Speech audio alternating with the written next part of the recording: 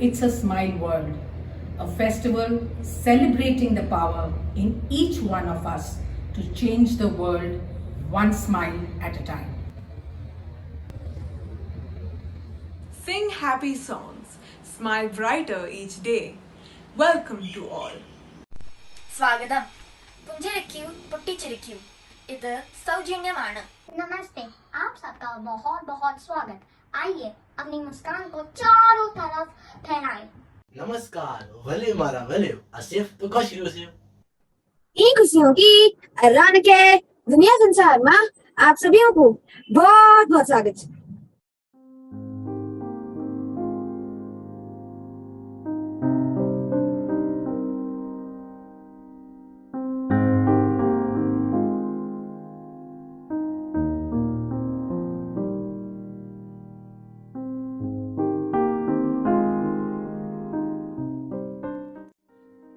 It was only a tiny speck, but with a spooky grin and spectre dark, it stormed our world and scattered us apart.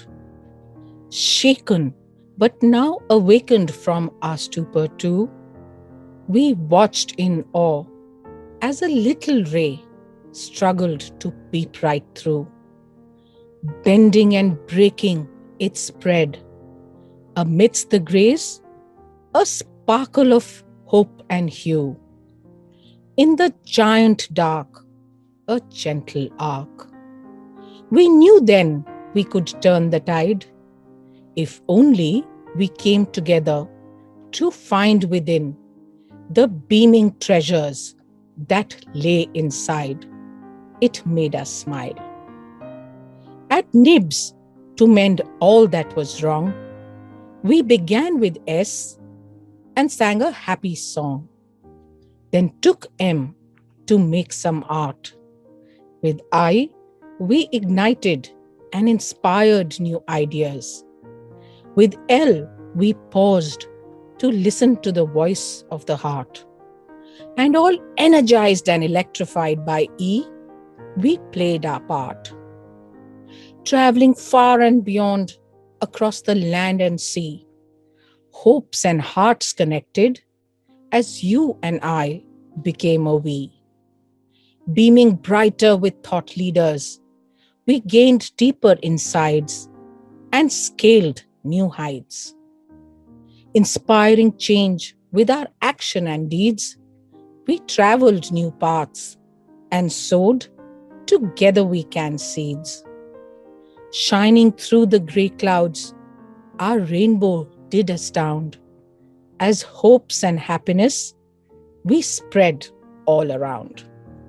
A contagion new we unfurled as we created a warm smile world.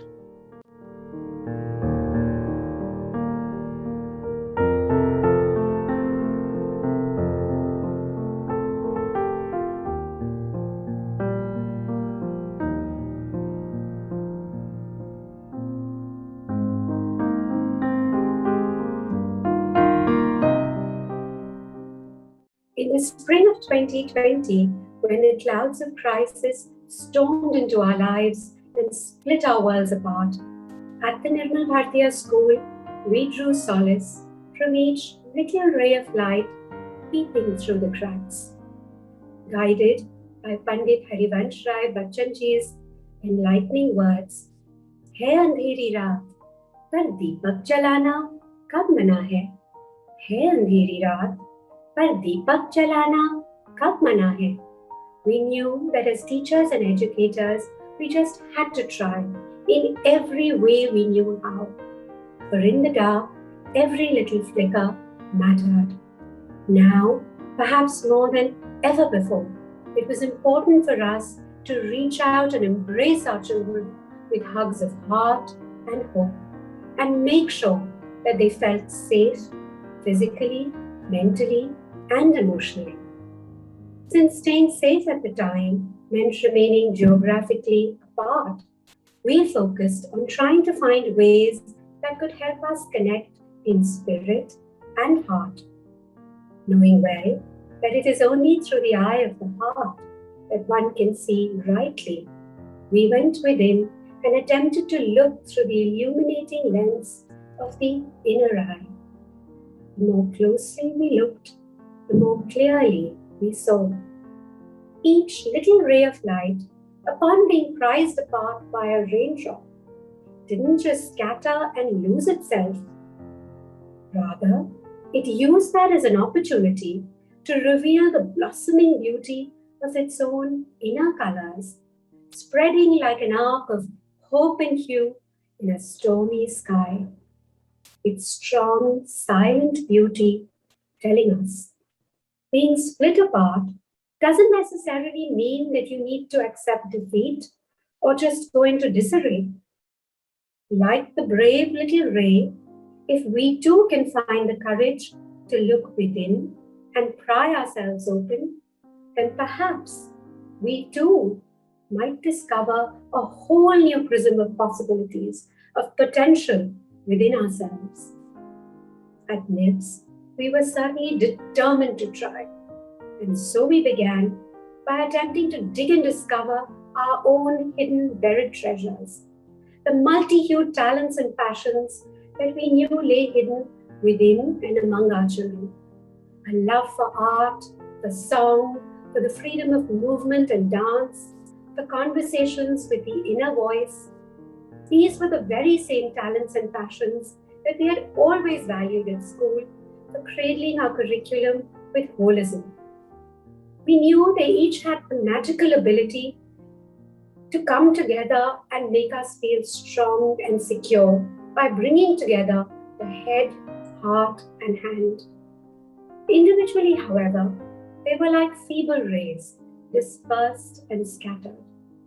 The moment we thought of bringing them together and converging their scatter into an arc of hope, they beamed bright, like a smile through the clouds of storm. And it was in that wakeful moment of wide-eyed epiphany that Smile Together We Can, as a holistic well-being initiative, was first born. Our team decided that we could and would curve smiling arcs of hope. We would send out a weekly dose of inspiration to all our parents, children, and families to smile, to sing happy songs, make some art, ignite and inspire new thoughts and ideas, listen to the voice of the heart, and finally, all energized and electrified, play their part. We focused on curating activities that were thoughtful and reflective in nature, and that could give our children and families a chance to connect and collaborate with each other in ways that perhaps they hadn't done so before. In the absence of the lively chatter, spontaneous sharing, and animated conversations that usually take place in school corridors and playfields, we decided that we would build a new kind of playfield.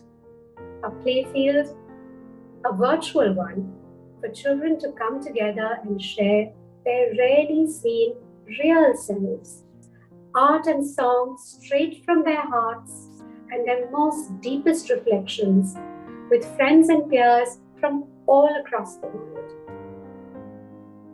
Soon, our new playground, our online Smile social media page, became a smiling space for them to take leaps of faith, discover hidden talents, like and share each other's work, and finally heal themselves by seeking strength and support with and from each other.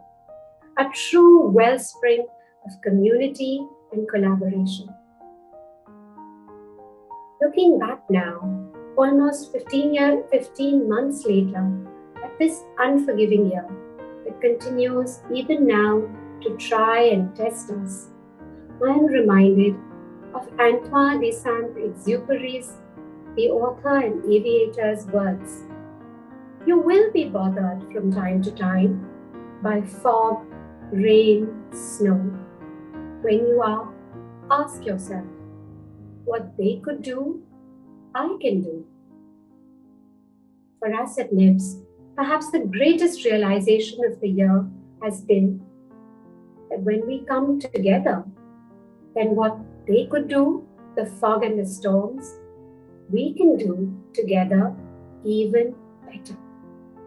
The clouds of crisis did indeed break apart our worlds, but the extraordinary grace, resilience, and courage with which each and every one of you, parents, teachers, and children, came together to brave the odds and smile, showed us also the monumental change-making power that we each carry within us and create between us when we come together in unity to unleash the power of community. Together, we can even transform a gloomy grey nimbus from one that clouds our vision with corona to one that is collaborative and a cumulus that connects us. Together, we can stretch our smiles for more than a mile till they each wrap around the earth, building for us a sustainable future of health and wealth. Together, we can even spark a new contagion, a contagion that began with just one smile and has spread across the land and seas, reaching out to even more than 12,000 parents, children, and families across the globe. So let's come together once again over these 3 exciting days of inspiration and learning to pay tribute to this boundlessly beaming, limitless, and miraculous power of Together We Can and build a whole new world of smiles.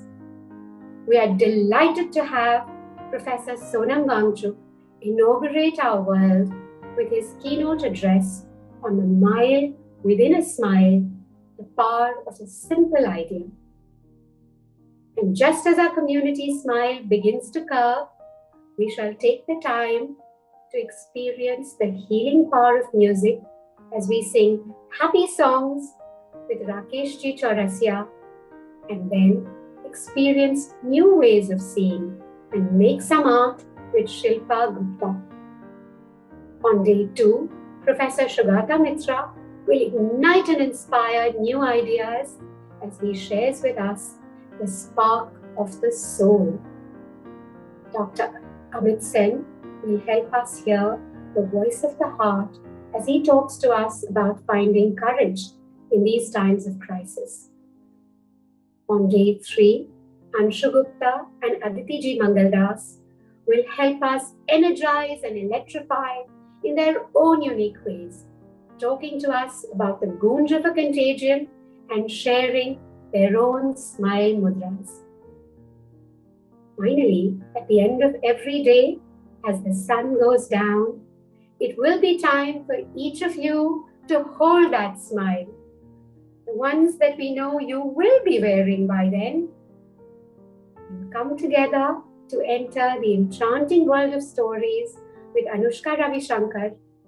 Then sing your heart out with the Shillong Chamber Choir, and finally sit back and take the time to hear the one and only Shubhaji Mudgal as she talks to us about music and her life in Manki Manjiru. And oh, wait a second, did I forget to tell you? There's also another little surprise in store for you. You will have the chance to meet those brilliant bravehearts, the creative and courageous members of the Smile community from our 11 partners who made it all happen. So let's come together and begin with a smile. Let's send it out far and wide, out into the world, deep within, inside. Together, let's turn the tide.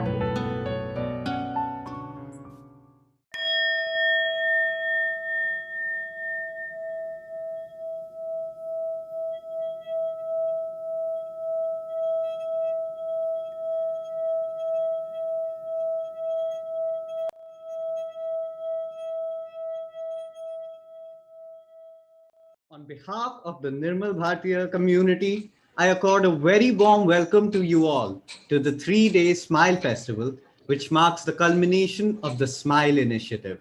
a unique endeavor born out of a deep faith in the power of community. Today, we celebrate the infectious power of smile through this festival with an illustrious lineup of Atithis whose insightful perspectives, unique ideologies, and progressive mindset heralds the beginning of a new, changed world, which will ignite the spark among the young minds present here to bring about a positive change. To begin with, we have Mr. Sonam Wangchuk with the Keynote address. Imagine, at the age of 9, you are sent to a school which teaches you in a language you do not understand and are teased for looking different from the other children. But you do not give up, you work hard and rise to become one of the world's foremost innovators. This is the story of Mr. Sonam Wangchuk. He is an engineer, educationist, and environmentalist. He founded the Students' Education and Cultural Movement in 1988 to bring reform in Ladakh's school system. After collaborating with the government in the launch of Operation New Hope, helping to train teachers and rewrite books, this program made pass percentage at 10th grade rise from 5 to 55% in just 7 years. He also founded the Students' Educational and Cultural Movement of Ladakh Alternative School, where students who had failed the state exams used the supportive and creative environment he established to rise to the top in their chosen fields and gained international acclaim. Mr. Wangchuk is also an inventor, and along with his students has made solar heated buildings that stay warm even in Ladakhi winters. The Ice Stupa Glacier is another one of his innovations, which, without the use of any electricity or machinery, is able to save water for irrigation. His environmental consciousness, clever inventions, and incredible drive for helping those in need and improving our education has garnered him respect around the world. He has received many awards and accolades, some of which are the Ramon Magsaysay Award, GQ Men of the Year Award for Social Entrepreneur of the Year, the Terra Award for World's Best Earth Buildings, Green Teacher Award by Sanctuary Asia magazine, and the UNESCO Chair for Earth Architecture for India, and the list goes on. We welcome you, sir. It is an honor to have you with us. A single smile can travel a mile. The power of a single idea. Thank you very much, everyone. Thank you, Poojaji, and the whole team of people at Nirmal Bharati, all the students, parents, everybody. Warm greetings from a rather cloudy and cold mountains of Ladakh. And what a beautiful theme I see that you are celebrating a Smile Festival. What an interesting initiative, I must say. So simple, yet so profound, so impactful, so far-reaching. And truly, I think we all must celebrate the power of smile. I'll share a little bit of my journey of simplicity in the mountains. We cannot afford more than that. It's not a choice here. We have to be simple and effective even to survive in these mountains. So nowhere more than in a place like Ladakh, you can see how people have been very ingenuous, very creative, very imaginative in making the most out of simple things in life. So I wasn't lucky to have a good school like you all have, but I was lucky enough to not have a bad school either. I had no schools till 9 years of age. I was jumping around on the barley fields, in the Indus River, up the apricot trees and the mountains chasing goat.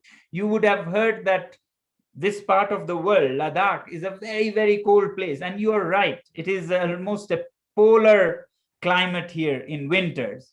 But you know what? As children, we used to wait for the winter. Now, you would think that in such a cold place, people will dread to think of the winter. They would want to run away from the area in winters. No, I tell you honestly, as children, we used to look forward to and wait for the winter. innovation that made winter such a beautiful thing for children to look up to was not some central heating system or some gadgets and gizmos. It was just simply the concept that winters start and storytelling starts. Look at the simplicity of the idea and the impact. When winter comes, when it starts getting white all around, storytelling starts in every household. So storytelling stops in springtime. And as a child, I used to wonder why after the greens, storytelling is suddenly sinful and you have to wait till winter again. Later, I grew up to appreciate this simple innovation. There couldn't be anything more simple than this to make a cold, punishing winter colorful. So it was reserved as a resource for winters so that you have stories to look forward to for the winter, and children do not detest or hate the coming of winter, but actually celebrate and wait for it.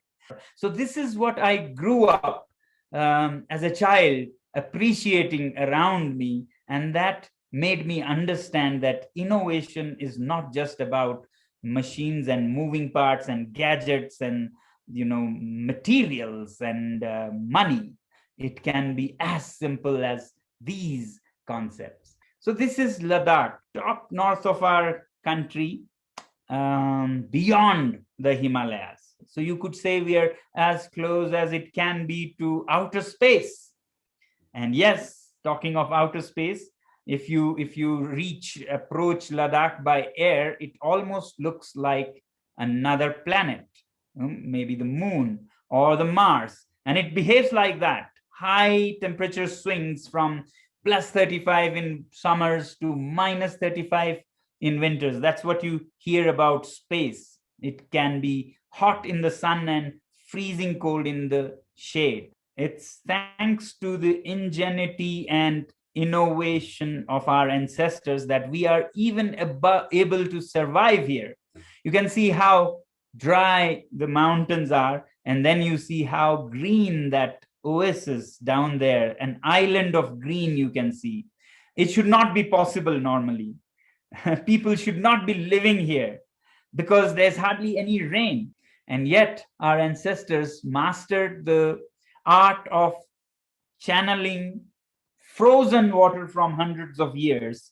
More seriously, we are a tiny minority, climatic and technological, so much so that just running a simple tap down there becomes quite a circus. You have to fire them up every morning because the water freezes and blocks the pipes, sometimes bursts, and your whole line is gone. So this is Ladakh.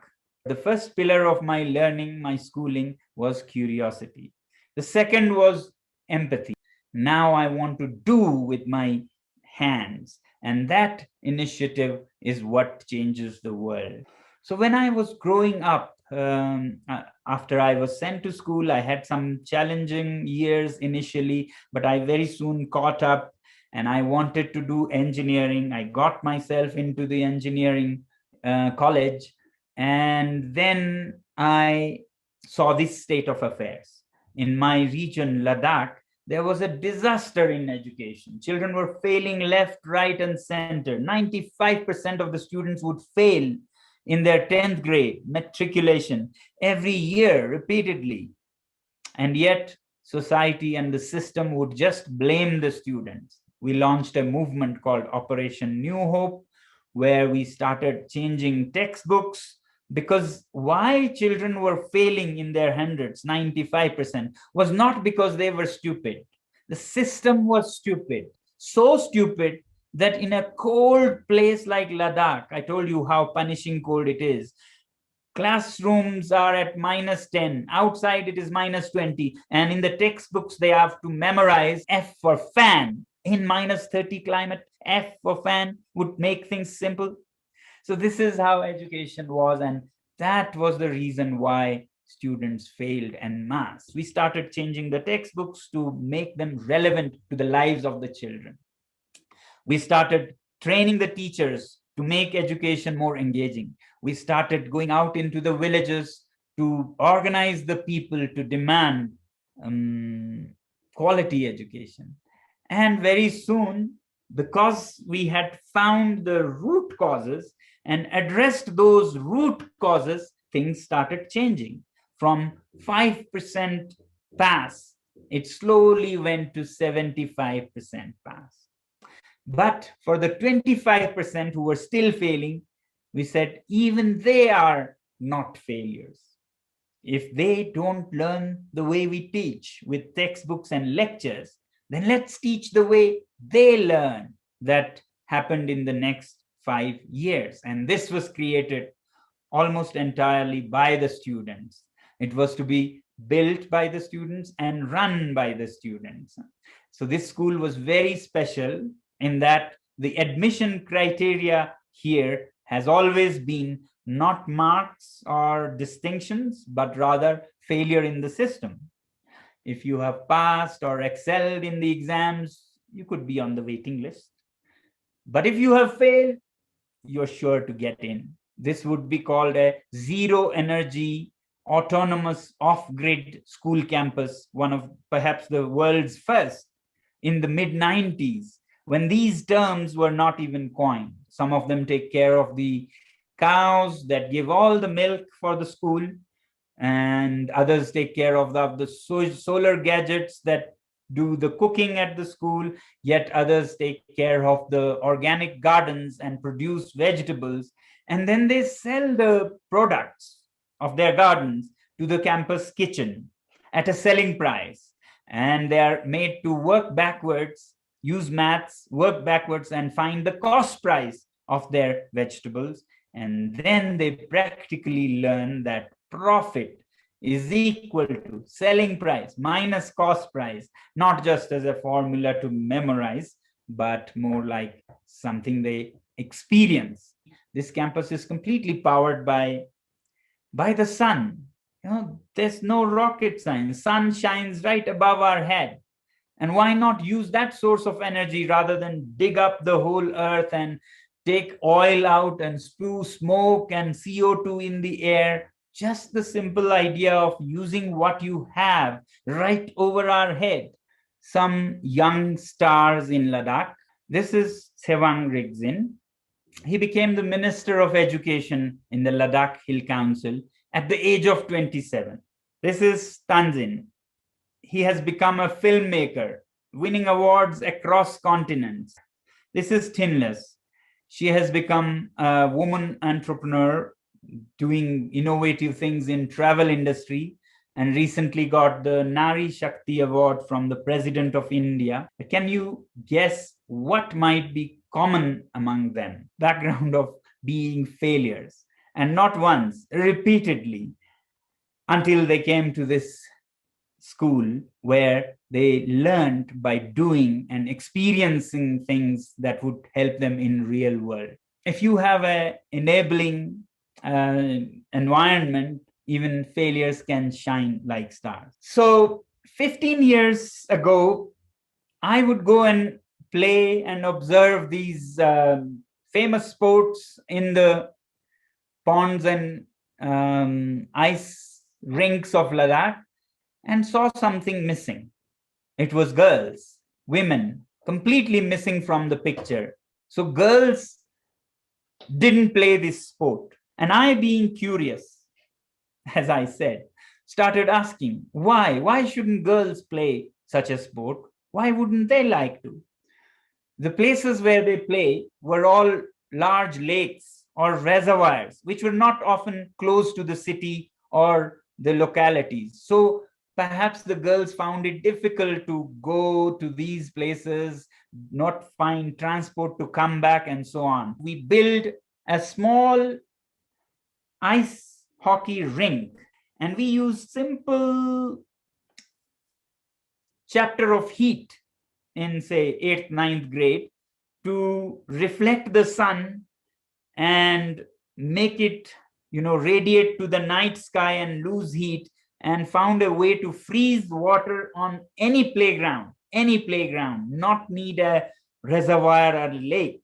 So using these simple methods, we made a large ice hockey rink right outside the girls' hostel at our school. Finally, Ladakh has, almost all the players of the Indian national team for ice hockey, and half of this team comes from this school, where they come as failures and go out as champions. It's easy to be nice when life flows like a sweet song. But the man worthwhile is the man with a smile when everything goes dead wrong. So be the people who have a great smile, alive, even when everything goes dead wrong. From the beat of our hearts to the rhythm of our bodies, the twittering of birds, the thundering timbre of a storm, to the song that the earth sings. The sound of music has a universal echo. It stirs us, inspires us, connects us, heals us, and has a profound spiritual power over us. In the words of Aldous Huxley, it is the blessedness that is at the heart of things. And what is more, as a universal language, it includes each one of us, leaving no one out. From the notes of classical music, jazz, folk, country, and ballad songs, to the sounds of water, wind, strings, or just silence, there is always a composition for every heart. As we know, one does not have to be particularly gifted or musically endowed to hear, hum, or sing a happy song. Not being formally trained or knowing how to play a musical instrument is never an obstacle. For listening to music, itself releases endorphins in our systems. When we listen to music that we enjoy, dopamine, the feel-good chemical, and serotonin, the happy chemical, is released in our brains, giving us a sense of pleasure and boosting our mood. It also lowers cortisol, the stress hormone, making us feel relaxed and calm. Intimately linked to memory, medical history is replete with startling stories of patients having recovered their speech, movements, and forgotten identities after having suffered debilitating strokes and injuries just through the miraculous impact of music therapy. Music may truly be a universal form of magic, but can it really heal our world? Well, we must tune in into experiencing its magic. Science tells us that in every moment, we are surrounded by radio waves of songs and melody. They are literally waving all around us. Shakespeare expressed it with even greater eloquence. The earth has music for those who listen. Are we listening? Let's begin with the notes of a smile with our esteemed Atithi, Sri Rakesh Prasad Chaurasiaji.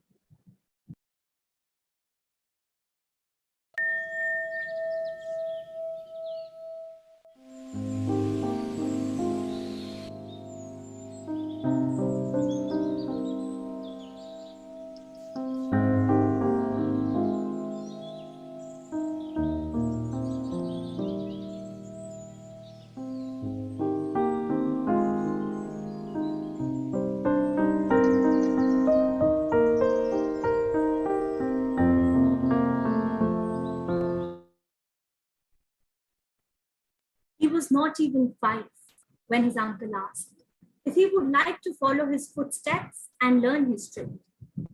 Very promptly, he raised his hand and said that he would like to learn. He hasn't looked back ever since. Sri Rakesh Chaurasiaji is the nephew and child prodigy of flute maestro Pandit Hari Prasad Chaurasia. Amongst the most talented musicians of the young generation, he has earned a name for himself and is known as an accomplished flutist. Infusing his personal style with the tradition of his renowned uncle, he has evolved an approach that maintains the purity of the flute while also managing to capture the attention of youth.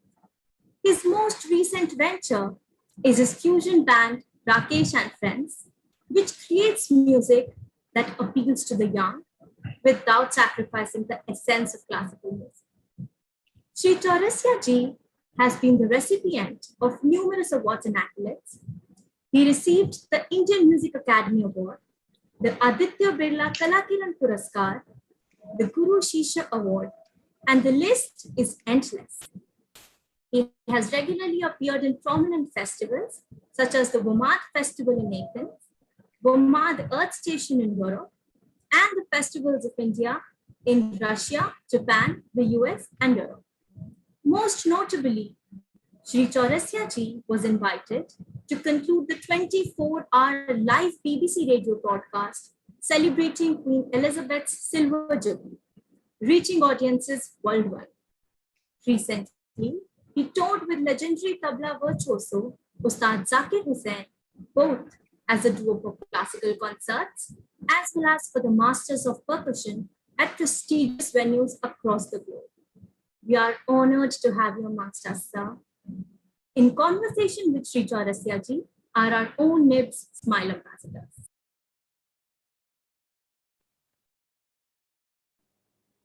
It's an honor to be sharing this platform with you, sir. My question Thank is, thank you, sir. My question is, how do you think that classical music has changed from when you started as compared to now? Well, if you say the word change is not really change because the Raga Ragini and the Tala, what we used to do in the previous time, we are still doing it that. But I think, well, the world has become too busy. So at that time, the people had, I think, a lot of time. So each concert, each artist was supposed to play like 5 hours concert. Now it's become into 90 minutes, 1 hour, 25 minutes, so 1.5 hours maximum. Because if they want to end up the festival before time, because at that time people was not busy so much in the offices, they were not allowed, means they don't have to go so early in the morning. Everybody was having their own private business or shops or whatever. And maybe what I think, the people had more knowledge about classical music or to understand or to appreciate. Maybe that was the reason each artist was taken for like listening for 5 hours, 6 hours, And looking at now, every person is a working member in the home. So everybody needs to go early in the morning. That's not too bad. But the music is not changed. So what the concentrated of that 5 hours, we had to put in 90 minutes now. So maybe it might sound a little squeezing up, but I think the process of classical music has not changed because, as they say, this is the purest form of music. All the other music have come under this platform of classical music. It can be Sufi, it can be Bollywood, it can be ghazal, it can be bhajan and whatever. Thank you, sir. So what would be your advice to a person who is aspiring to become a professional musician? Well, first of all, he or she needs to know, and definitely if your mind is make up, that what instrument you need to pick up, or if you are interested in vocals, so do you have a nice voice, first of all? And then the first thing is your interest about. If you like flute, if you like, because I've seen most of the kids, in the classroom, they keep on banging the bench and the parents think that, oh my God, he is a great tabla player, he should learn tabla. And generally they push them towards the tabla. And then initially he falls into playing drums with this new age form. So you should decide what you like to listen, what you like to play. Then you should approach a right teacher, or Google is there now. Everything is available on your fingertips, so not a problem at all. But one should know what he wants to pursue. Thank you, sir. I'm sure the aspiring musicians in the audience will surely benefit from that advice. Yeah, definitely. But a lot of people, not only to learn something, but I've seen some audience, the real audience, they just come to listen and just want to have a stress burst, that's it. Oh, it's a meditative, well, maybe the artist, what they like, they make sure that they are there. No wonder they have to come all the way from 2-3 hours by train, taxis, whatever. But I've seen some faces every time being there. Sir, Yeah. do you have any hobbies or interests outside of music? Yeah, definitely. I'm also a normal human being. I like sports. I like watching action movies. I like swimming. I like to do a little gymming also. I like to go for a run. I have also run a half marathon recently. So I do and it's always it favors my instrument because you build up your stamina for any kind of activity you want to do. You need a good stamina, so it works, and plus it keeps you fit. Okay, sir. Thank you, sir. So, sir, I wanted to know that as you interact with school children today, are you reminded of any anecdote of your school days? Yeah, man, that story is a little weird because I was never a good student. I was always an outstanding student, standing always outside of the class.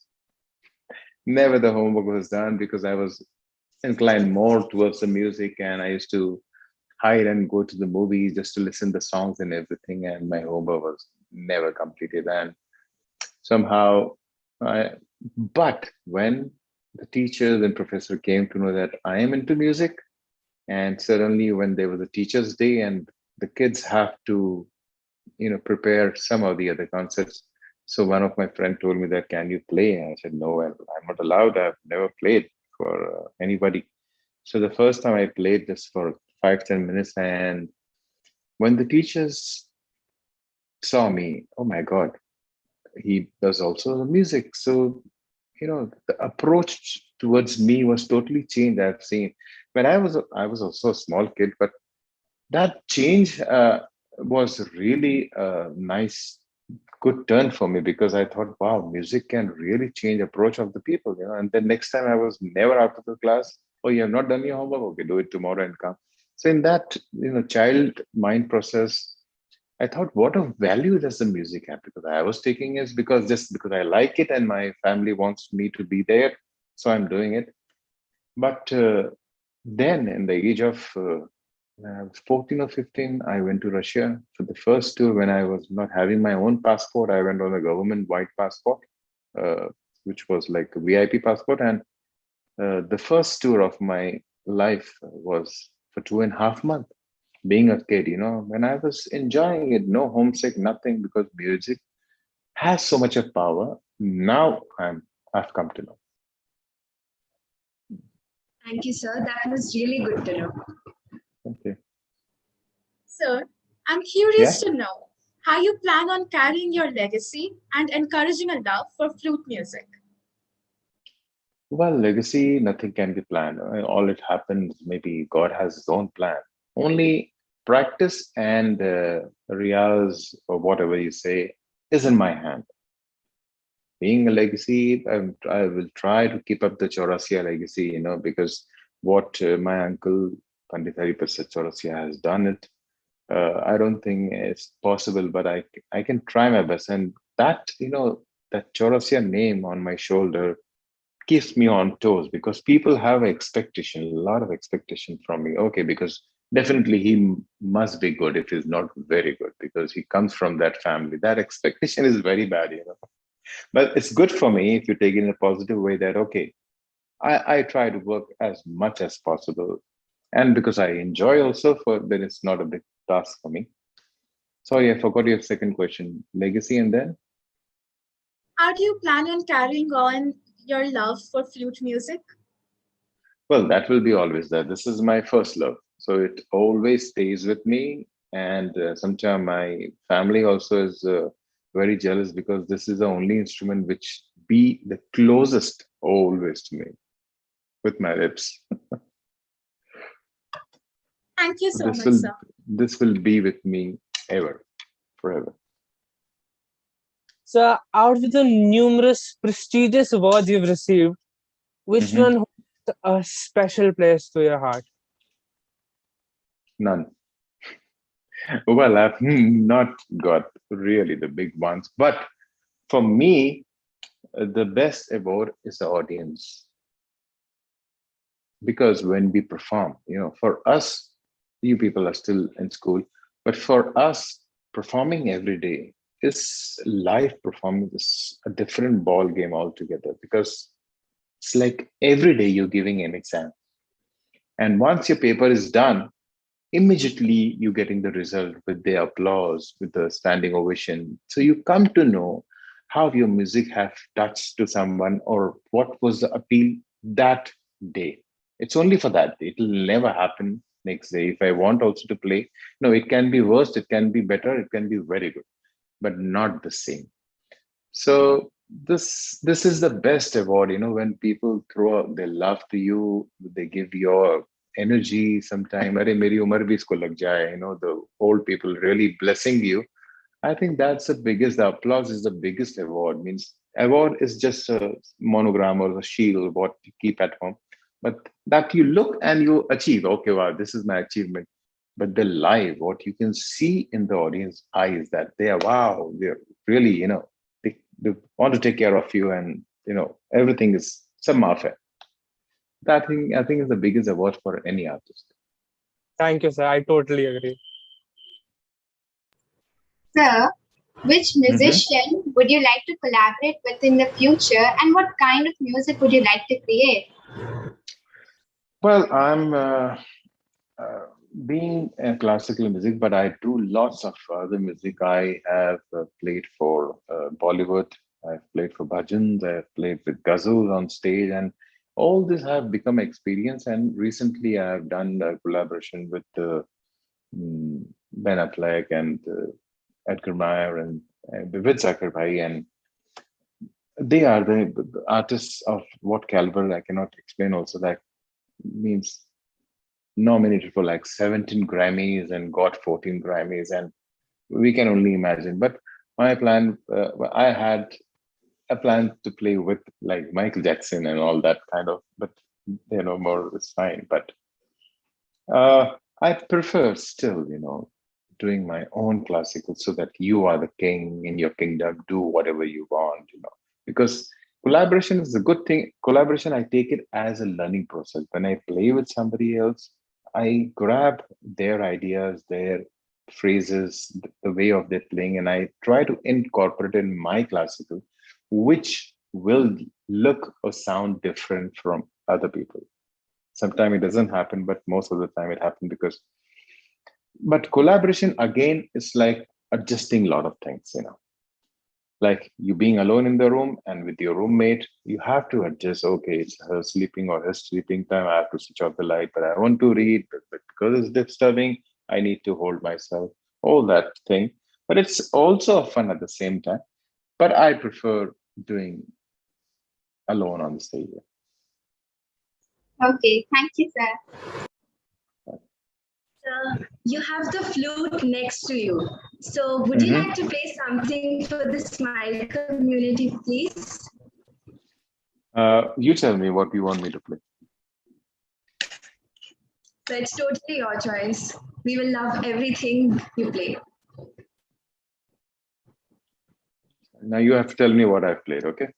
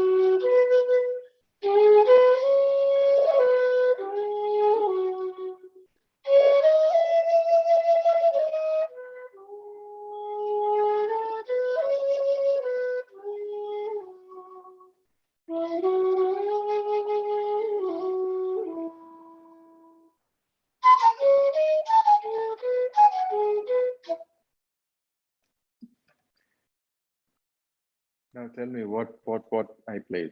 I played 3 pieces. What was it? So one guess of me is Hare Rama, Hare Krishna. Wrong. Hare Rama, Hare Krishna is.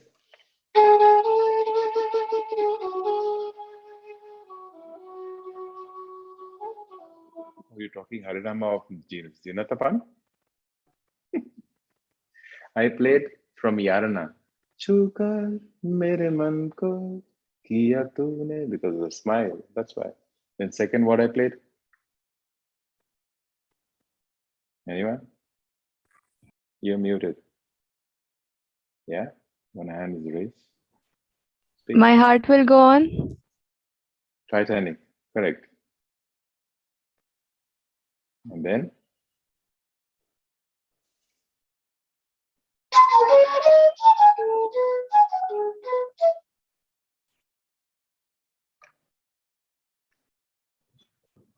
Thank you, sir. I must say it was really pleasant and it was totally pleasing to the ears.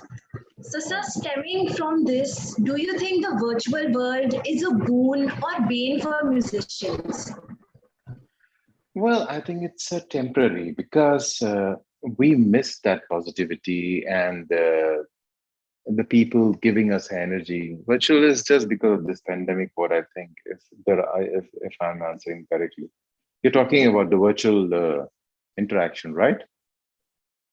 And the concerts happening? Yeah, no, yes. It's fine because at this time, thanks to all this technology that the thousands of and millions of people are getting to know what one's feeling about all this thing and being connected.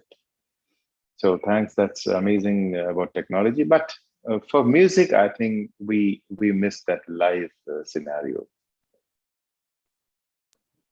Yes, sir, definitely. Thank you so much. Like you people, where you enjoy when you're learning under the teacher, explaining you, having a joke and meeting each other, exchanging your tiffin and all that. Now virtual is what? Maybe we were wearing a short, maybe a shirt just because only this much can be seen. So that principle and that everything definitely we'll miss always. Thank you, sir, for such an enlightening interaction. It was an honor and proud moment for us to be given an opportunity to interact with you. We feel privileged and blessed indeed. Thank you once again.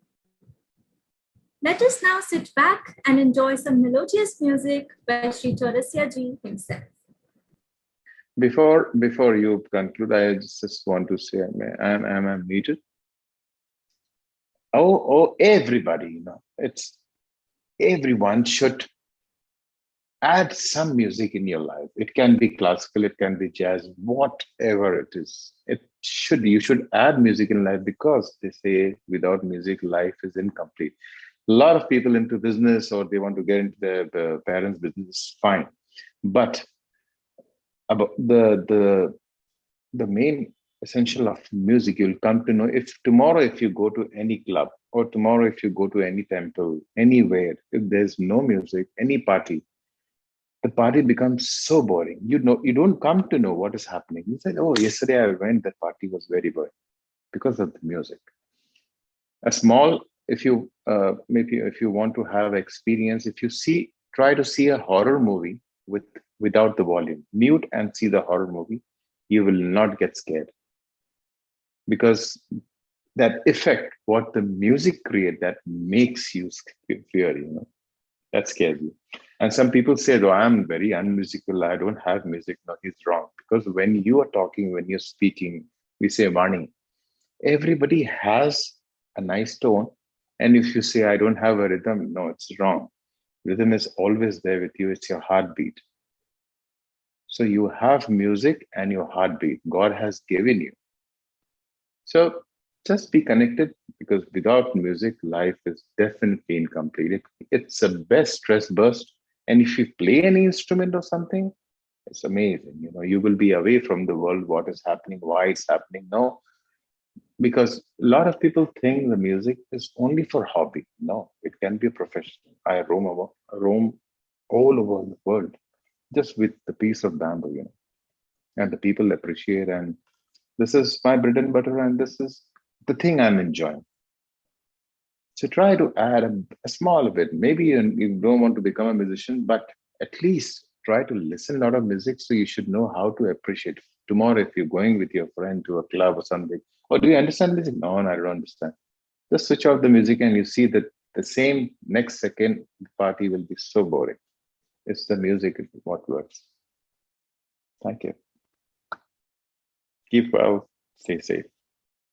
Amidst the chaos and confusion that careened into our lives last year, plunging us into the black dark of lockdowns, at NIBS, following the American author Robert Fulghum's uniquely creative, child-friendly advice, we decided that the best way for us to find hope was to create it. We would take all the colors from our crayon boxes and literally doodle, dream, and color it in. Maybe we should develop a Crayola bomb as our next weapon. Mr. Fulghum had suggested a happiness weapon, a beauty bomb.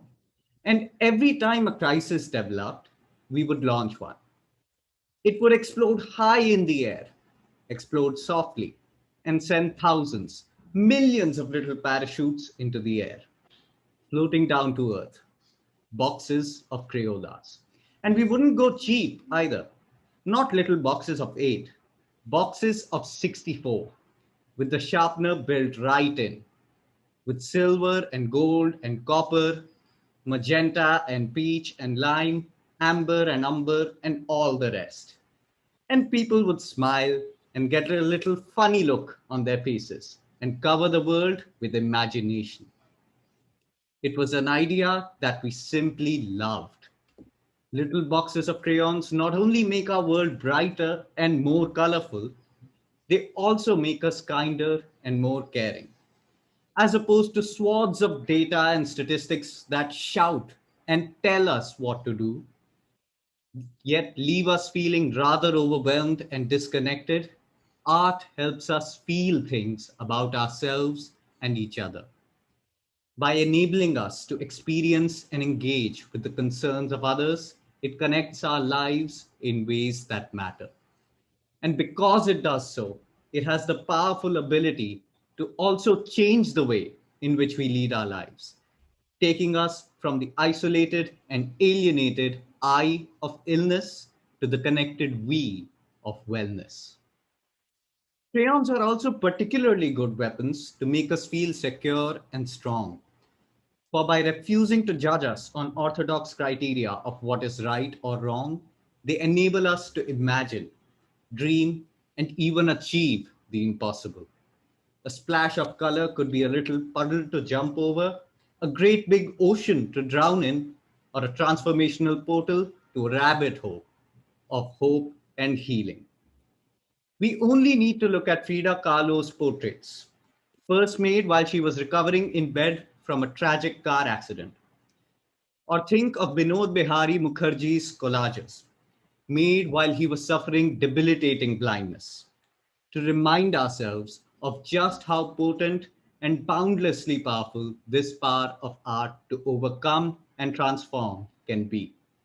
By opening up all possibilities and encouraging new ways of seeing, a little box of crayons or markers can help us build a whole new world of hope and heart. So, what are we waiting for? Let's get ready to stretch our smiles and make some art with Miss Shilpa Gupta. She promises that there are no borders here.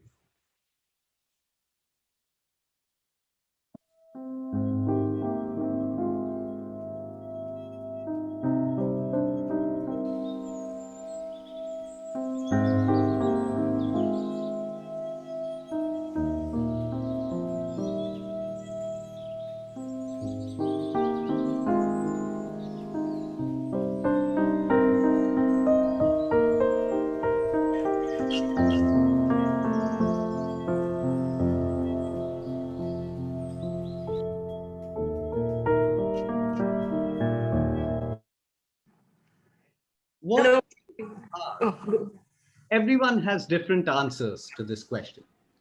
For Ms. Shilpa Gupta, art is not something distinct from everyday life. Instead, it is a representation of it. Ms. Gupta is a world-renowned artist who uses various mediums to make visible the differences, biases, and aporias rooted in Indian society. Her work is highly influential and makes us more aware of the world around us. Her work Blame shows us how we as humans like to blame each other for uncontrollable differences. The installation for In Your Tongue, I Cannot Fit echoes the themes of censorship and silencing of many. Threat is a wall made of soap that looks like bricks.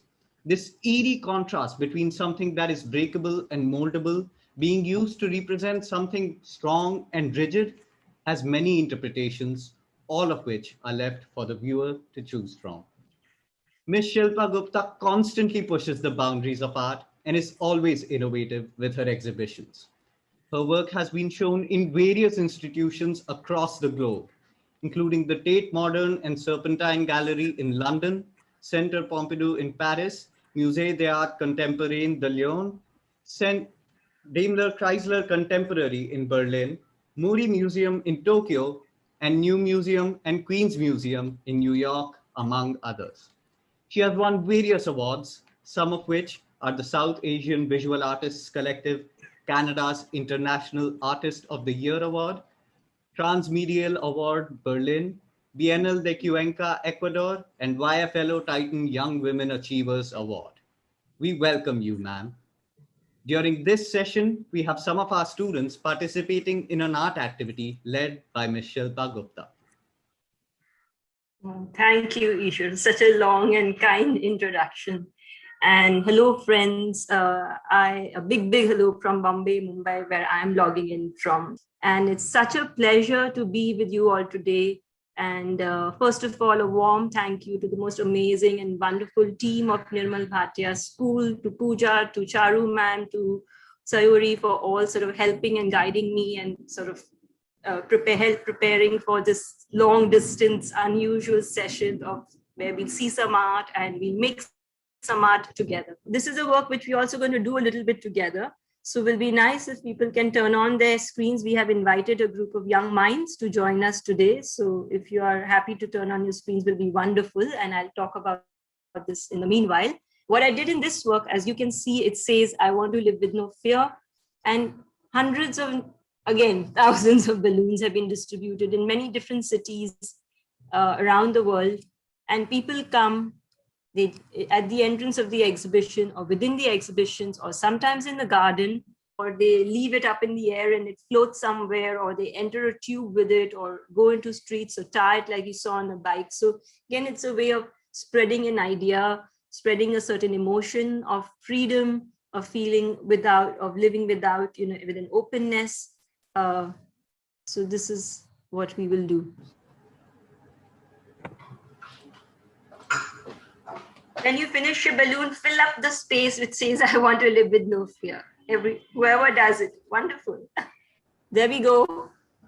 We've made a little our own project together. Thank you, everyone. Now, will somebody volunteer and turn around and say, what would you not want to be afraid? What's written on the other side? Yes. Firstly, Namaste Shilpa Gupta ma'am. My name is Sana Singh. What I have written on my balloon is something which is very common, but some people are not able to express it. I say that I want to live with no fear of failure. It's a very wide topic. Failure has a lot of components to it, and we are actually scared of it, but we try not to admit it. So take a color, a sheet of paper, and write on each one, I, then on another one, live under your sky too. So that you write in color A. Then take another language and write in Hindi or in any other language. So you have, let's give yourselves about a few minutes, 5 minutes, and with a thick marker, write that. Yeah.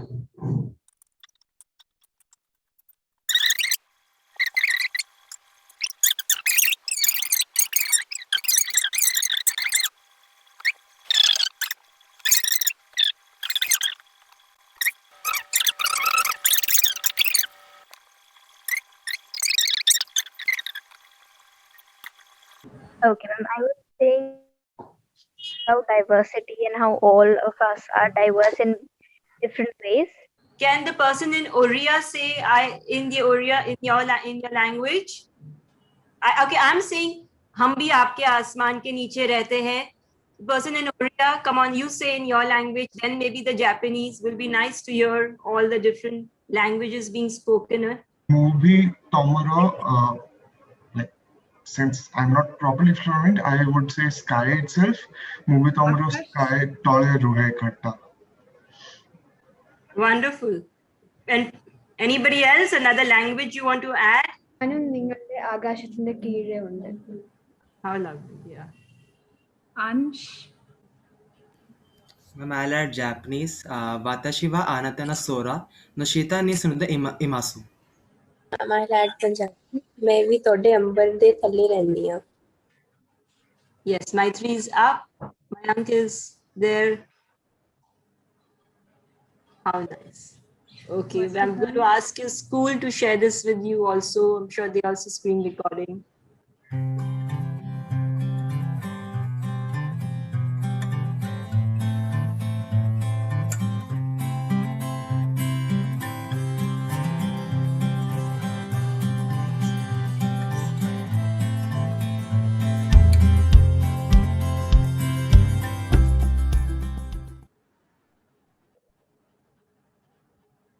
We are honored to have among us someone who began with programming and system analysis and writing software codes early in her career.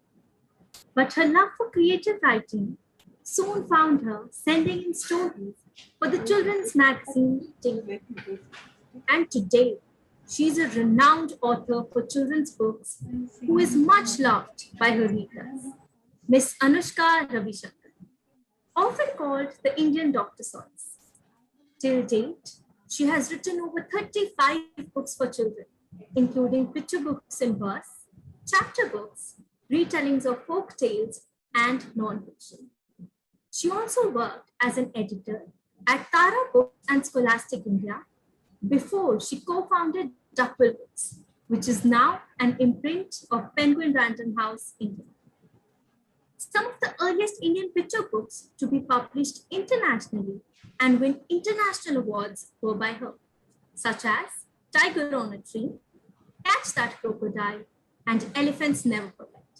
Several of her books have won awards, including White Raven Special Mentions, USPBY's list of outstanding books, and the South Asian Book Award. Many of the books have been co-published internationally in over a dozen countries, including Australia, USA, Korea, South Africa, Japan, and several European countries. Anushka ma'am has gone on to collaborate with many international illustrators to create some extraordinary picture books. More recently, her chapter books have also been much loved, such as Moin and the Monster and the Zen and the Anna series. We extend a warm welcome to you. That smile for story times with Miss Anushka Ravishankar.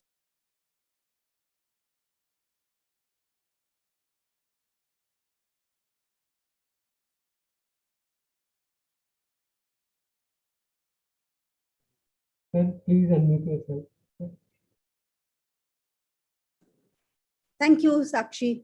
Sorry, I was on mute, I didn't realize. So, thank you for that introduction and thank you for inviting me to this.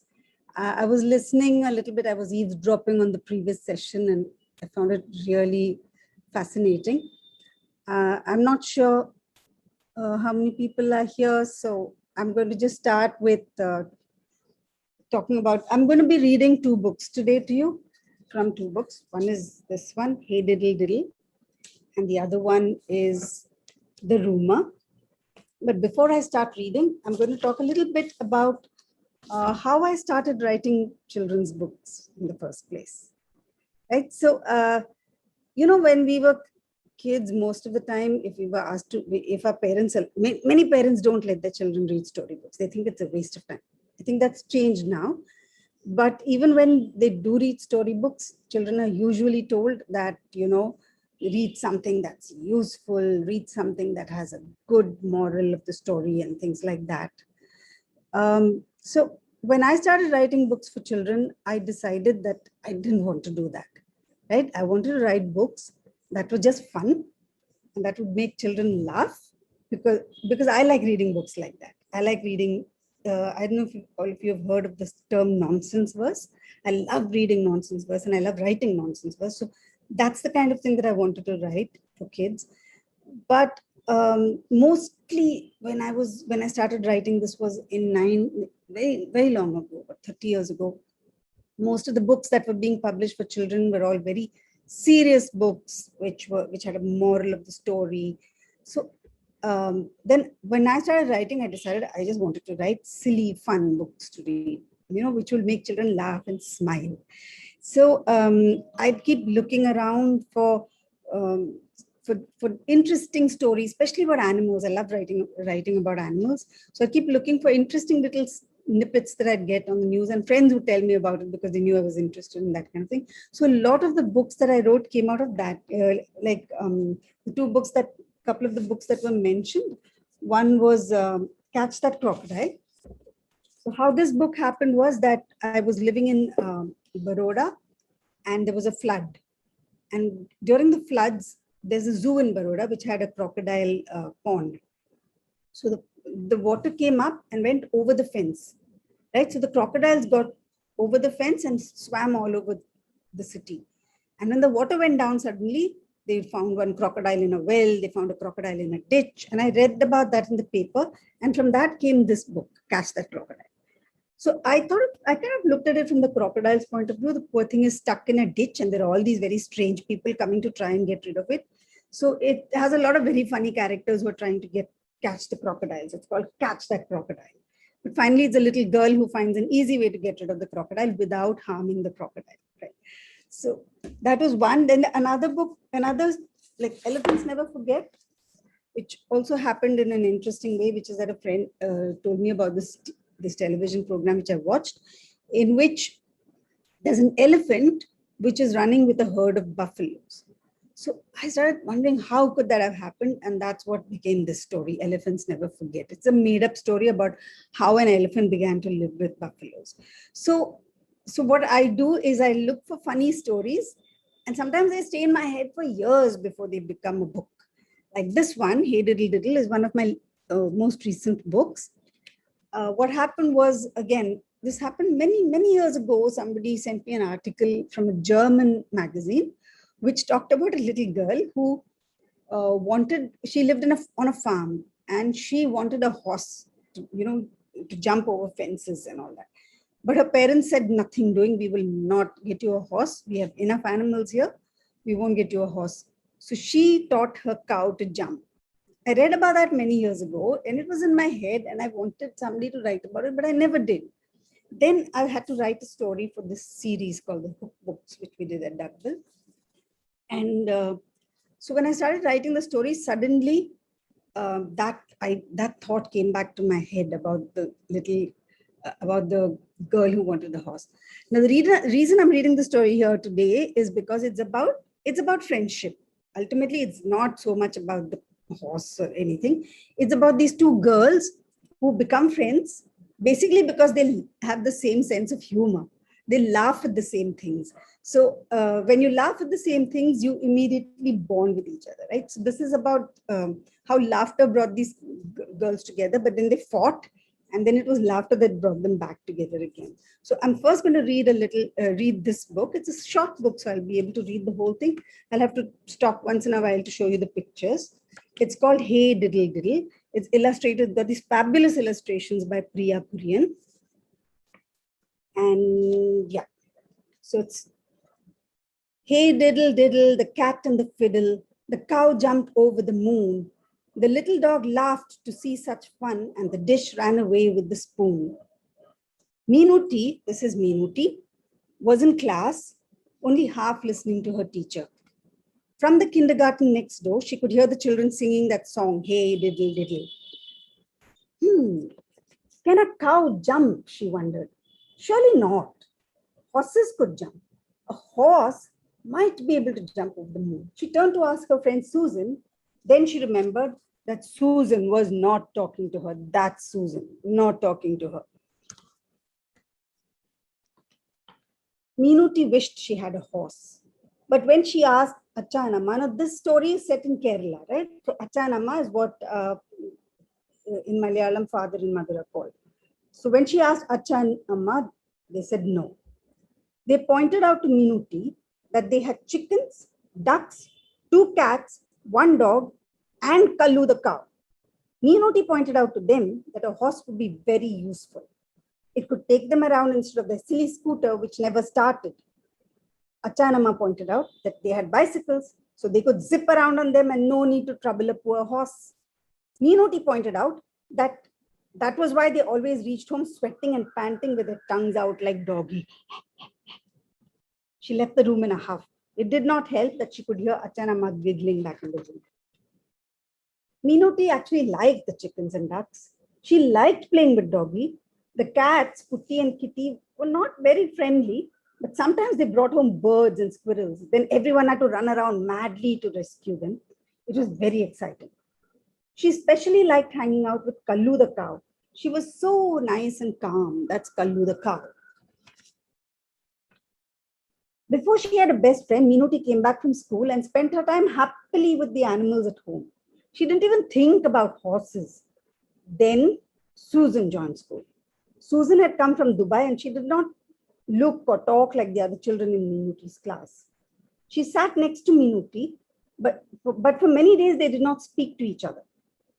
Then one day Susan asked, "Your name is Meena, right? Then why does everyone call you Meenuti?" "They call me Susie at home. That's because it's short for Susan. Meenuti is longer than Meena." Meenuti didn't know what to say. Now I need to tell you something here, which is that in Kerala, Kutti means child, right? So everybody would, lot of little children whose names may be like, maybe Sandhya will be called Sandhya Kutti, right? And there'll be a boy called Suresh. Suresh will be called Suresh Kutti because Kutti is a child. But sometimes when a name is like Meena, then they say Meena Kutti becomes Meena Kutti becomes Meenuti. And that's how Meenuti ended up being called Meenuti. Her mother told her that Kutti meant child and Meenuti was a way of saying Meena Kutti. So the next day during the break, Meenuti wrote on a piece of paper, Meena plus Kutti.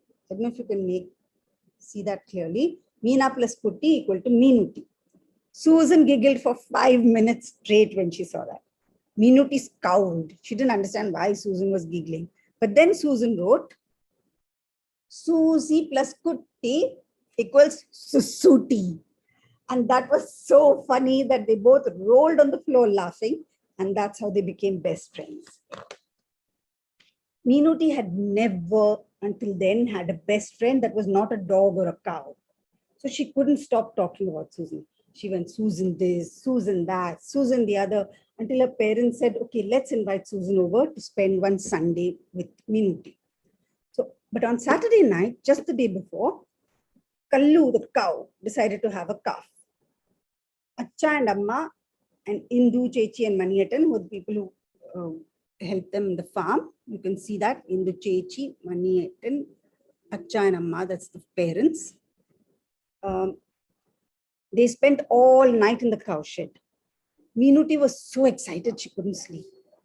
Finally, Amma took her to the shed to see the new calf. She was adorable. That's the new calf.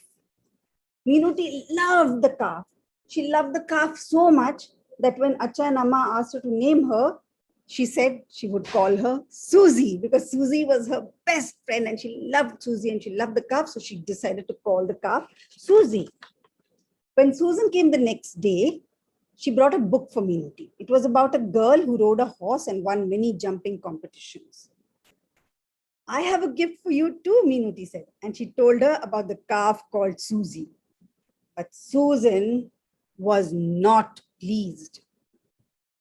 How could you call her by my name? I'm not a cow, she wailed.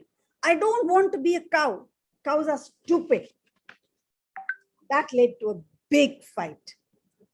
Meenuti said cows were the best animals ever. Susan said she could at least have named a horse after her. Horses can run fast and jump high. Horses are cool. See, she showed Meenuti the pictures in the book of the girl jumping with the, doing show jumping on a horse. Horses do show jumping and races and things.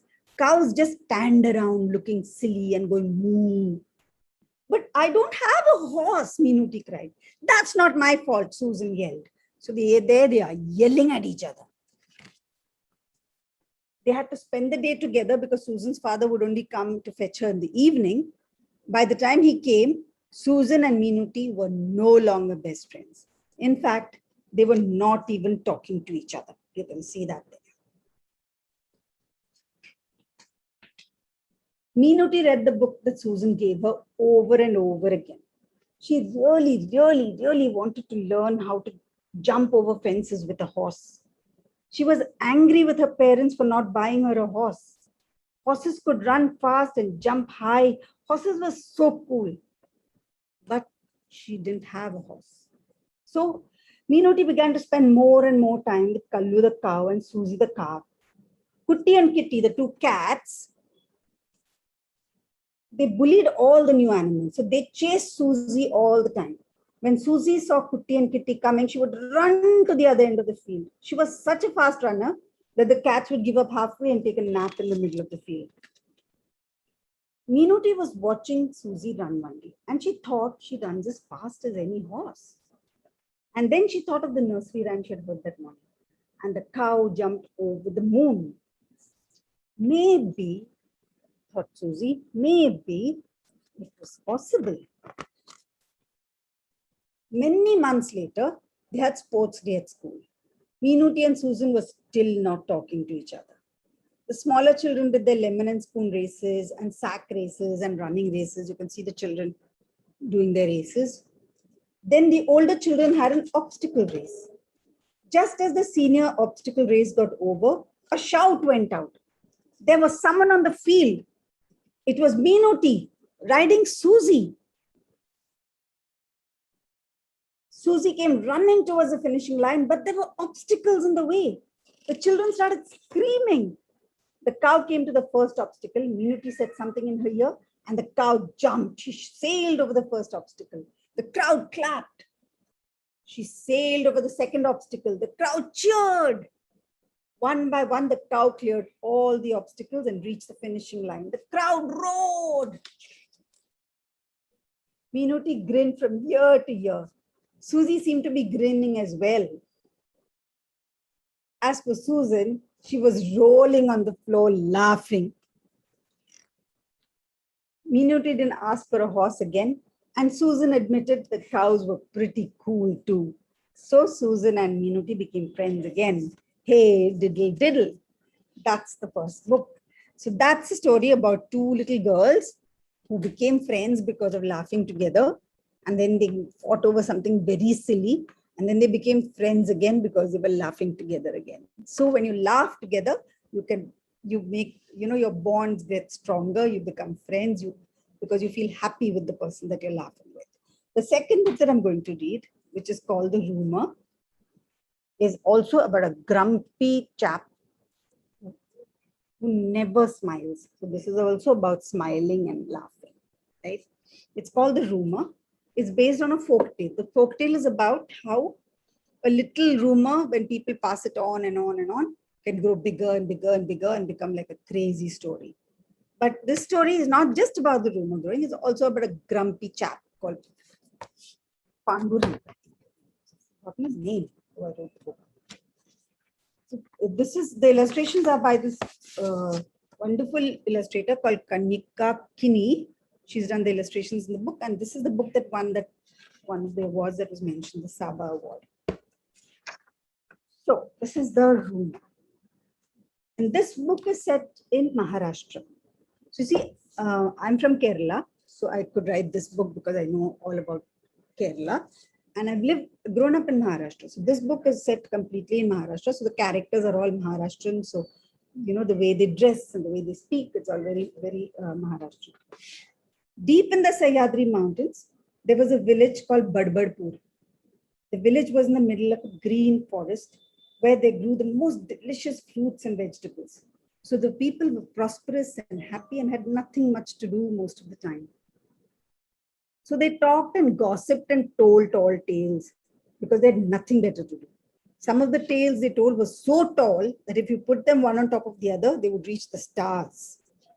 This is Budbudpur, beautiful green place in the mountains with people are so happy and prosperous that they have nothing much to do. So they're constantly gossiping, which is what people do, right? When you have nothing to do, you gossip. When you have enough to do, then you don't care about what other people are doing. Now, in the same village, there was an ill-tempered man called Pandurang. He was so grumpy that no one in the village had ever seen him smile. This is grumpy Pandurang. He was so dour that people said that milk turned into curd when he looked at it. There is milk turning into curd. He scowled at stories and snorted at jokes. So people stayed away from him. Nobody went to Pandurang's house. Nobody went anywhere near Pandurang's house. And he was quite satisfied with the state of affairs because he didn't want to see anybody. He was such a grumpy chap. Pandurang often went down to the plains to sell the fruits that grew in his backyard. One day, as he was coming back from town, he had a sudden coughing fit.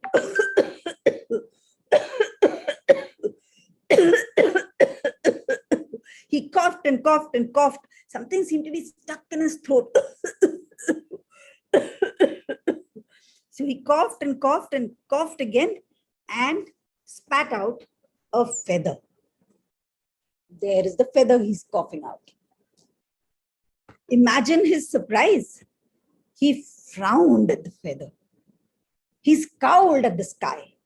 How could a feather that belonged to a bird in the sky have come into his throat? He could not understand it at all. After a while, he set off again towards the village. But every few minutes, he stopped, looked at the sky, shook his head, and cleared his throat. By the time he reached home, his head was aching, his throat was sore, and a deep furrow had settled between his eyebrows, like that. What's the matter? Why do you look like you swallowed a lemon? Asked his wife, Gangubai. Gangu, whispered Pandurang hoarsely. The strangest thing happened today. What? Asked Gangubai. I was coming from the town. It was warm and beautiful weather. When suddenly I coughed,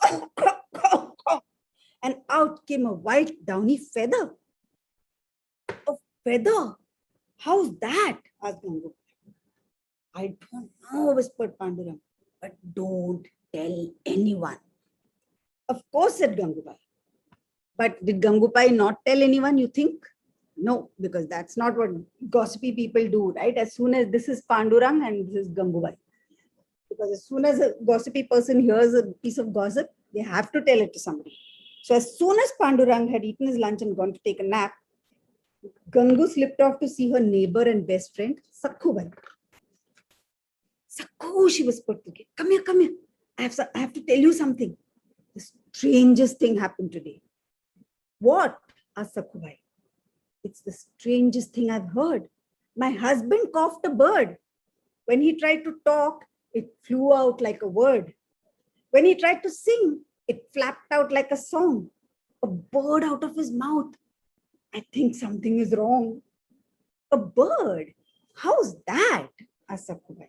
I don't know, said Gangubai. But don't tell anyone. Of course, said Sakhubai. And as soon as Gangubai had left, she went to visit her mother-in-law on the other side of the village. This is Gangubai telling Sakhubai that her husband coughed, not a feather, but a bird. She goes to her mother-in-law. Now, in mother-in-law in Marathi is Sasubai, that's what they call. Okay? Sasubai, she called out to her mother-in-law. Do you know the strangest thing happened today? What? Asked her mother-in-law. My friend Sakhu, who lives over there, told me something that made me stare. She said her husband had gone out of town, and when he came back, guess what she found? What? Asked Sasubai. Her head was about to burst with curiosity. A flock of white birds were flying right out of her husband Pandurang's wide open mouth. There's the flock of birds. So from a feather it became a bird, now it's become a flock of birds. Bhagabai, a flock of birds. How's that? I don't know, but don't tell anyone. Of course, said her mother-in-law. And as soon as Sakhubai left, she went to her brother who was lying under guava tree and dreaming of mangoes. Babya, she shouted to her brother. Do you know the strangest thing happened today? What? Asked Babya grumpily. He had just been about to eat that mango in his dream. A tree grew inside Pandu's mouth. It grew and grew and grew and grew. And on that tree they came to nest, a flock of birds, full 62. And when Pandu opened his mouth, they flew and flew and flew and flew. I barely can believe the tale. But Sakhu saw it, so it's true. So from the flock of birds, it became a tree with 62 birds. And these are the birds flying out of Pandurang's mouth. A tree with nests full of birds. How's that? I don't know, but don't tell anyone. Of course, said Babya. And as soon as his sister had left, he went to the tea shop where Ramu and Lakya, his friends, were drinking a strong cup of masala chai. Hey, Ramya, Lakya, do you know the strangest thing happened today?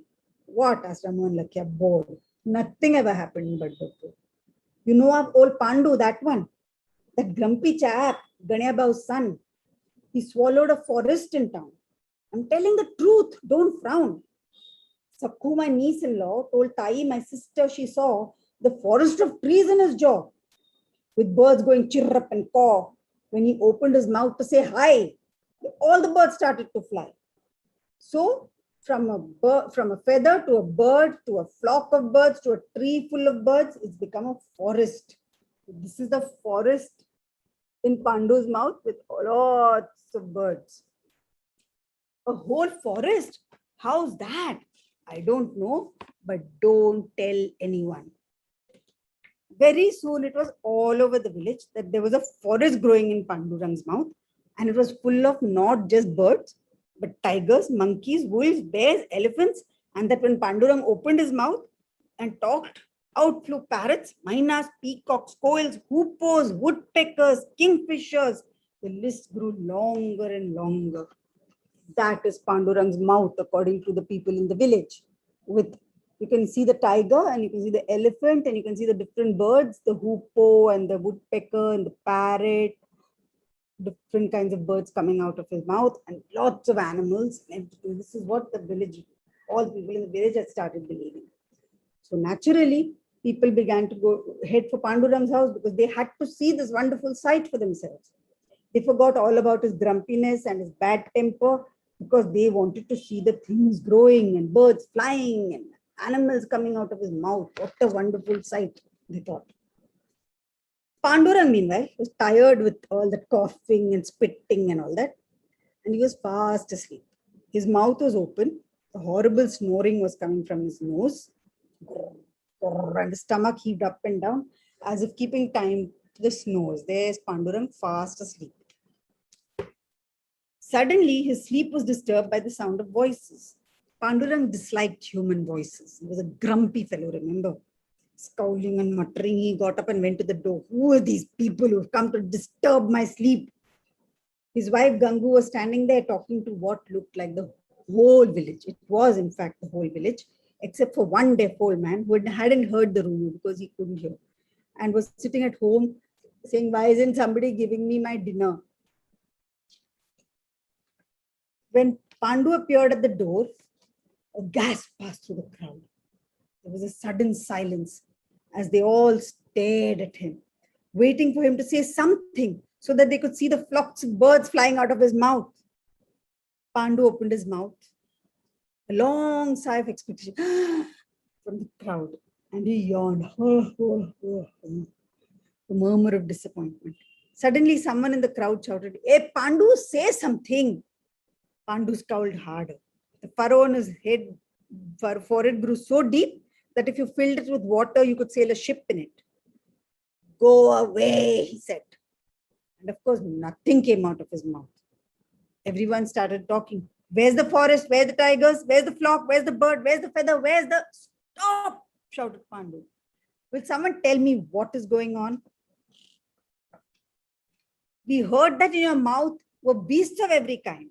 Yes, we thought we'd find beasts of every kind. We heard that there were leopards, tigers, wolves, and bears. We thought that we'd see them there, tigers, wolves, and bears. We also heard there was a flock of flying birds. Yes, this is what we heard, that there's a flock of birds. We heard that when you speak, the birds all fly right out. Yes, out of your mouth, we heard that birds fly out. Well, at least we thought that we would see one bird. Yes, with every word, we thought you'd spit a bird. If not a whole big bird, we thought we'd see a feather. We're waiting for it, brother. Let's see you spit a feather. Pandu listened to them with a deep frown on his face. But with each crazy line, his frown got lighter and lighter and lighter and lighter. And by the time they got to the feather, a big smile broke out on Pandu's face. This was such a rare sight that the crowd went silent with awe. And in that silence fell the rarest sound that Badbadpur had ever heard. Pandu laughed. He laughed and laughed till he was rolling on the ground. Soon the whole village was shrieking and laughing and gasping with laughter. There's Pandu laughing and there's the rest of the village laughing. Everybody laughed and laughed and laughed. And even today, Badbadpur talks, everyone in Badbadpur talks about the day that Pandu spat a feather and laughed and laughed and laughed till he cried. Everyone except one deaf old man, because he didn't hear the rumor and he fell asleep without eating any dinner. That's the story of the rumor. So these are the two stories that I wanted to tell you guys today, because it's all about laughter and smiling, and how when you laugh, you become, not only you, but all the people around you also start laughing and everyone gets happy. So keep smiling and keep laughing. Now, we have a few minutes left. So if anybody wants to ask anything about the stories or about writing, about books, anything, I'm happy to take questions. Namaste, Anushka ma'am. Hi, one second. I'm not able to see you very clearly. Yeah. Are you able to locate me? Yes, yes. Yeah. Okay, got me now? Yeah. Ma'am, it was an absolute pleasure listening to you, and I'm sure you've left most of us students asking for more. So I have a few questions coming in from the students. So what would be your message to the aspiring writers among us who would like to venture into fiction for young children in India? For young children, or I mean, you're talking about children who want to write, right? Yes, aspiring writers who would like to write fiction for young children in India. Right. So first of all, I'd say that you have to keep writing, you have to keep doing it, because it's like any other muscle, the more you exercise it, the better you get at it, and the stronger that muscle becomes. So the writing is like a muscle. It's like you have to build it by keeping on writing. You also have to read a lot. You have to read anything that comes your way, because you have to be a writer. You have to be curious about everything, which is what I said. Remember right at the start that I'm always looking out for funny stories, things that come, because the ideas come from what's happening around you. Sometimes it changes completely into something very different from what the actual story is, which is what a good fiction writer does. You take a little germ of an idea and then you turn it into the story that you want to turn it into. The few things that you have to keep in mind when you're writing a story is think about the characters, right? Like, for example, this book, The Rumor, it came out of a project of writing folk tales. So the folk tale is about, it's called The Feather, and it just talks about a man who spat a feather, and the rumor grew and grew and grew. The thing about Pandurang, his character, his grumpy character, and how he, this whole thing made him laugh, that all that was added by me. That's not part of the folk tale that was there. So you got to use your imagination as well, and you have to create characters who the reader would be interested in. And as far as possible, again, write about things that you're familiar with, which also I pointed out. I wrote one story that was set in Kerala, one story that's set in Maharashtra. It's because I'm familiar with these two places, right? So the kind of people who will be there, I know what, I'm kind of I can see them in my head. And that's very important when you're writing a story. Because one mistake I find that a lot of young people do, because we read, I used to do that myself when I was young, because the books that I read were all Enid Blyton and, Nancy Drew, and you read books from the West. So when you start writing, you're writing about children called John and Mary and Bob and George, and whereas when you write about the children, about the things that you know, about milieu that you're familiar with, the place that you're familiar with, and the kind of people that you would see around you, then your story becomes much richer, becomes much more believable, which is what I've tried to do with a lot of my books. Like even with, somebody mentioned Zain and Anna, a lot of the stuff that happened in Zain and Anna happened in a place that I was familiar with in my head. I've not mentioned which place it is, but you kind of use a familiar place and then you put interesting fictional characters in it. So it's a combination of what you know and your imagination. And when they work together well, then the story happens. It's not always that a story works out perfectly the way you want to. Sometimes you start writing. That's another thing. You don't get discouraged when you start writing and the story doesn't go where you want it to go. That's happened to me many times. I've started writing a story thinking it will be a particular kind of story and it just doesn't work. Then sometimes either you drop it completely, just throw it out and start with something new, or you think about where it stopped being interesting for you. Because usually you'll find that's the point at which the story started going off, because you started trying to push it in a direction which the story didn't want to go there, So then, like when I was writing the first book of Zain and Anna, At Least a Fish, I remember very clearly at which point I started I'd written a lot and then I realized it's just not working. It was not going anywhere. I just got stuck. So I deleted like half of the thing and restarted at that point. So you shouldn't get discouraged when that happens. It happens to the best of writers that, you get stuck. You just have to keep trying till you reach a point where you're enjoying it. It's only when you're enjoying it that the story will turn out the way, will turn out to be a story that other people also enjoy. I'm sure follow for young writers over here. They'll have a lot to take away from what you've just given to them. Also, ma'am, nonsense was a difficult genre. And you had to adapt it to Indian English. So was it challenging? The adapting to Indian English was not difficult because, see, what is Indian English? The Indian English is the English that we are familiar with, that we speak, right? So as long as you don't try to, speak with, like the British, because we're not the British. So when we speak like Indians, we think like Indians. So that is not the difficult part. Writing nonsense is not easy. Everybody thinks it's like, what's the big deal? You just don't have to make sense.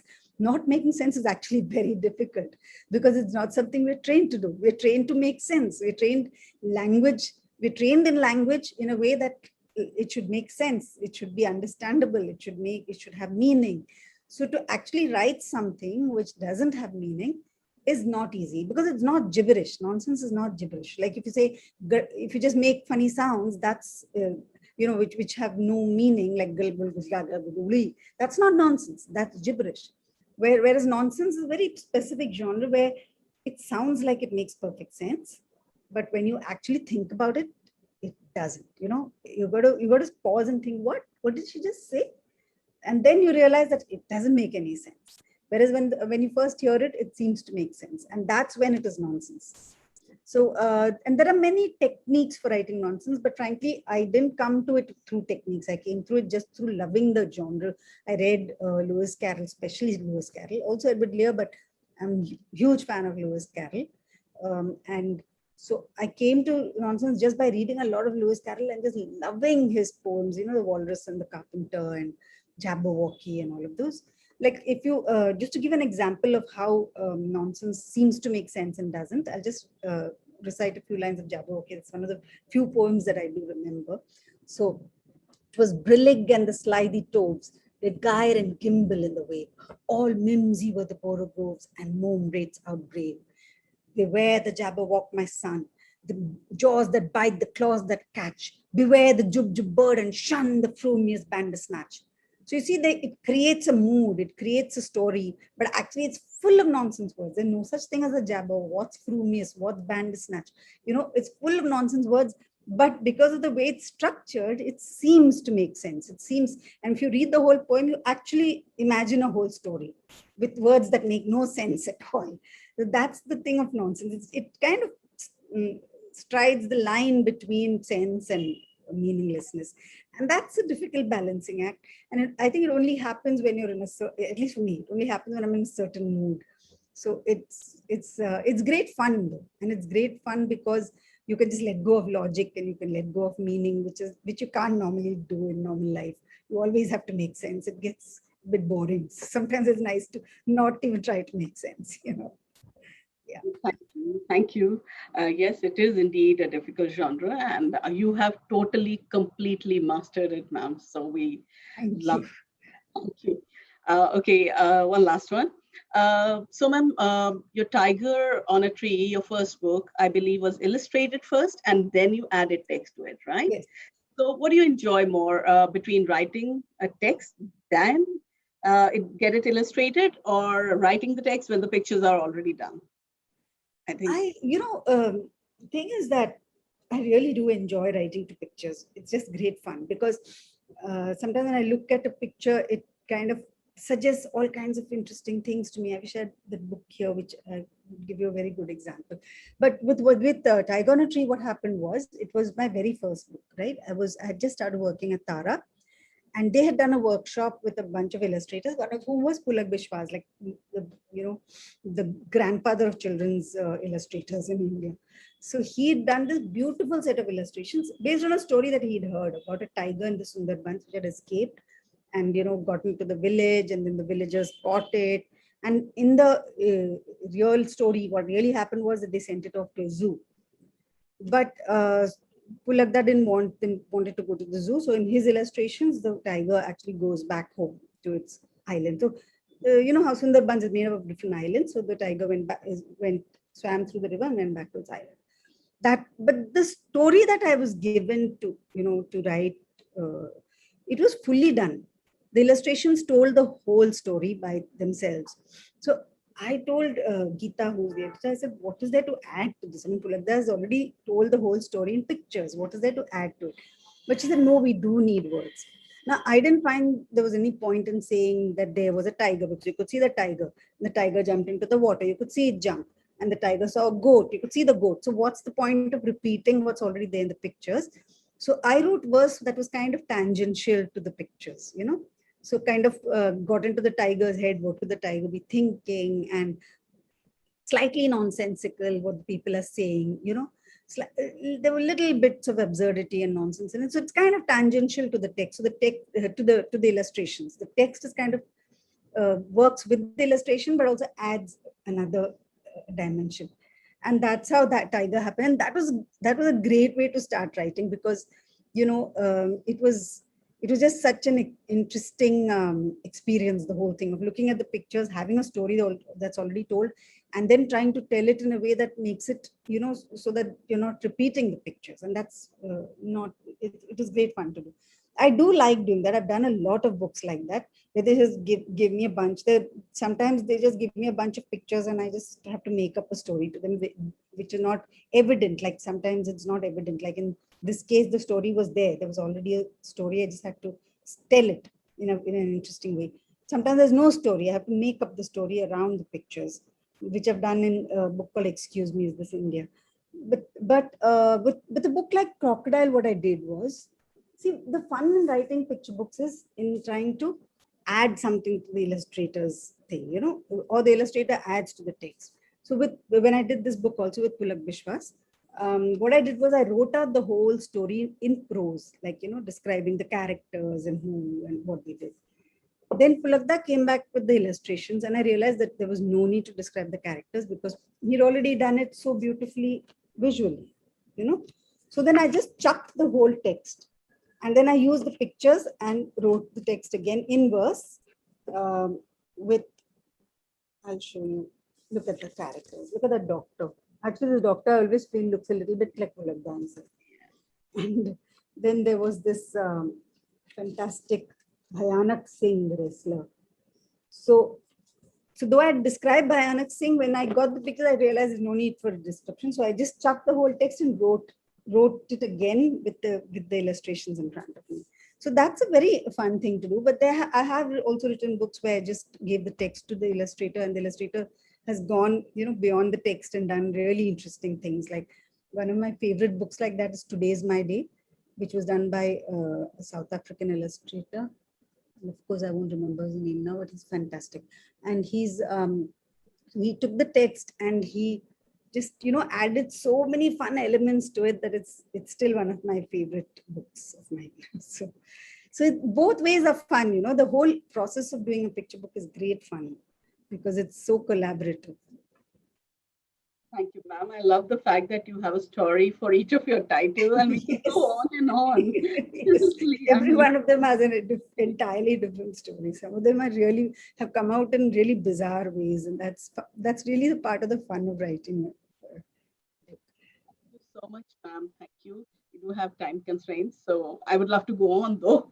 And we could do it some other time when we have a much longer session. Yeah, I know, and I really hope this pandemic gets over and we can actually meet people face to face. This Zoom thing is really not satisfying enough, So we do hope to see you in physical space soon, and praying for things to settle down and get back to normal. So thank you so much, ma'am. Thank you for inviting me. Thank you. In Anushka ma'am's words, there's nothing to it. Just write and read. Keep your eyes and ears open and hold on to your sense of wonder. I'm pretty sure each one of us present here thoroughly enjoyed your reading of the text. Many of us at Tims have been reading and enjoying your books. They are hilarious and insightful at the same time. Ma'am, we eagerly look forward to more publications by you. On behalf of all the aspiring writers and readers here, I thank you for such a wonderful session. Thank you. Thank you so much, Sakshi. Thanks to all of you. I really had fun. I mean, I couldn't see any of you, but still, I had fun just reading. I hope you enjoyed it. Thank you. With this, we come to the end of today's session.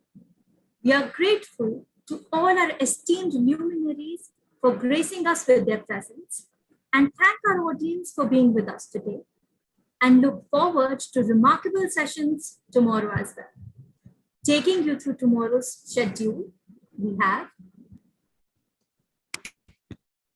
A Soul Spark, Finding Rainbows in the Cloud with the Hole in the Wall fame Professor Shugato Mitra at 4 p.m. Session 2, In But Not Out, Finding Courage in Time of Crisis with the leading child psychiatrist Dr. Amit Sain at 5:15 p.m.